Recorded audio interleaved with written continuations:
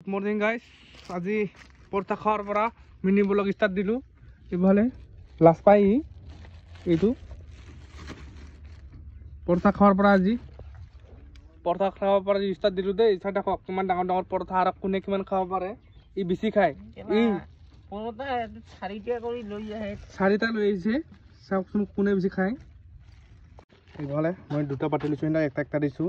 ইভালে খাই আছে ললেই এতিয়া মোক দিয়াই নাই। এইটো লমহে এতিয়া এইটো একটা হেন্দে ইভালে দুইটাও ললেই সেইভালে বাতি হুৰি আৰু একটা হেছে আৰু খাবা লাগিব গাইছ। ৰখি লাভ নাই নহলে এতিয়া একটাতো পিছত নাপামেই। এই একটাহে পাম।